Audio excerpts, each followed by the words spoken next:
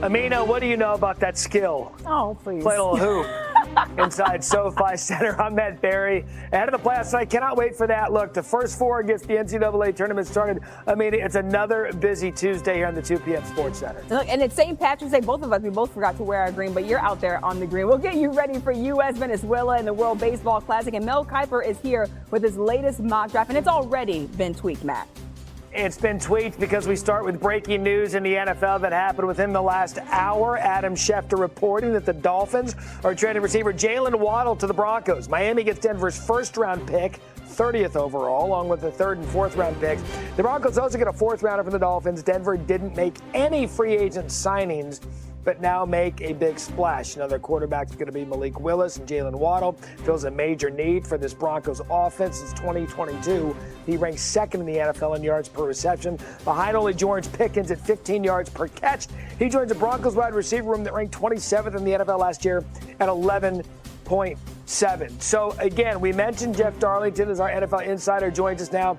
Denver didn't make any moves. Miami gets Malik Willis, and now we're starting all over in Denver with a, you'd think, number one receiver. Why did Denver make this move to get Waddle?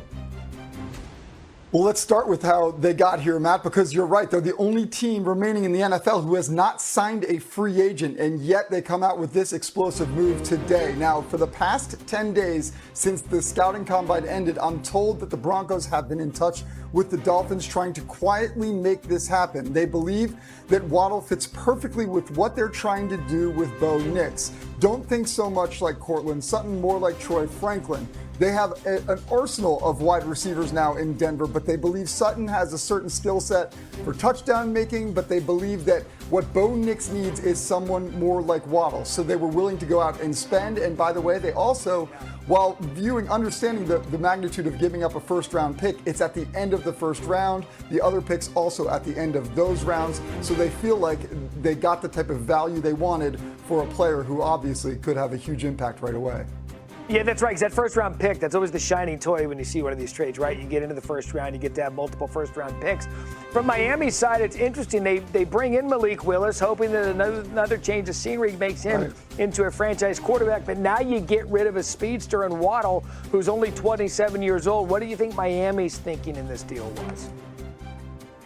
Well, this is just a tale of two teams in very different directions. The Broncos going out and being aggressive to try to get over that hump and get a Super Bowl championship like they just missed out on this past year. But meanwhile, the Dolphins, we've already seen their moves. This is a full rebuild in Miami. They understand the cap situation they're in. They understand the best way to add talent on the cheap is to do it through the draft. And so they will continue to stockpile draft picks. Of course, the one question here is Malik Willis. You sign him, but you now don't really have any receivers for him to throw to. The one unexplainable situation in this equation. That being said, the Dolphins believe that if they can get Willis for what they did and continue to groom him, maybe they can draft some players and put some weapons around Willis for 2026. And I'll tell you this, when a front office makes a move like this, they get rid of a veteran receiver to put all their stock in the draft. That then puts all the pressure on the front office. If you don't nail the draft with these draft picks to rebuild cheaply, then who knows how that works out for anybody there in Miami. Let's switch gears now. Hollywood Brown, one-year deal with the Eagles. We don't believe this is a bona fide one, but does this do anything with this A.J. Brown scenario we've been talking about all offseason? It does not. I think these are mutually exclusive. That being said, A.J. Brown is still a situation to keep a very close eye on throughout the offseason. Doesn't mean that anything is imminent. The fact that they bring in another Brown in Hollywood Brown is simply continuing to try to add weapons to this offense. That being said, it's still important to treat these things as separate. Yes, they added Hollywood Brown. No, it doesn't mean they're going to get rid of A.J. Brown right now, but it certainly means it is still on the table for the rest of this offseason. Yeah, the Hollywood version of Brown, not as good as the A.J. version of Brown, so we'll continue to watch this as it unfolds throughout the offseason. Jeff Darlington. Today, Adam Schefter reported the Dolphins traded receiver Jalen Waddle and a fourth-round pick to the Broncos for a first, third, and fourth-round picks. Miami now has the 11th and 30th selections in the first round next month. Denver has been silent in free agency, but this would qualify is a big splash. In fact, it was such a big splash, our Mel Kiper Jr., who puts out mock drafts leading up to the mock draft, had released it and then had to unmock it to remock it because of the trade. So, Mel, having said that, I just mentioned Miami, 11 and 30. How might they be using these picks in your latest mock? Best laid plans, Matt, right? But in terms of the Miami Dolphins now, I think you look at where they can go at wide receiver. You lose Jalen Waddle, you trade him away. How about Jordan Tyson, wide receiver out of Arizona State, had an unbelievable year in 2024 for the Sun Devils. That was Sam Levitt. It was 100%, and they were a great pass-catch tandem, Levitt to Tyson was. He had 75 catches that year, 15-yard average, and 10 touchdowns. Now, the durability concern is there. 3 different injuries, but this is a 6'2 1/4", 205-pounder who did 26 reps at the Combine, so incredibly strong. He's a beast after the catch. If he didn't have the durability concern and those 3 injuries, Matt, he'd have been wide receiver 1 guaranteed and been maybe a top 5, top 6 pick in this draft. Probably would have been that high. Instead, he maybe drops down here where Miami can pick up Jordan Tyson. He's only 21 years of age and get another 21-year-old and Keltrick Falk, edge rusher, who you wish was a little more productive, but the talent's in abundance. By the way, as for Jordan Tyson, his college receivers coach, Hines Ward, knows a thing or two about playing receiver in the NFL, so you know he comes with the bona fides to the next level. Let's go now to Jeremiah Love. We love the running back out of Notre Dame. You actually have him jumping now into the top 5, going 4th overall to Tennessee. Why the big jump for Jeremiah? What do you think about Tennessee? They've done a lot in free agency, right? They brought in a lot of different players, but the running back position, that next year with Pollard you have, and you have Spears, but next year that'll change. So Jeremiah Love is more than a running back. Now, he's a great receiving entity. He's a home run. He's a touchdown waiting to happen. This guy's a game breaker. And when you have a Cam Ward developing into a franchise quarterback based on what he showed midseason on, Jeremiah Love, put him in that backfield. You can put him in the slot. You can put him wide.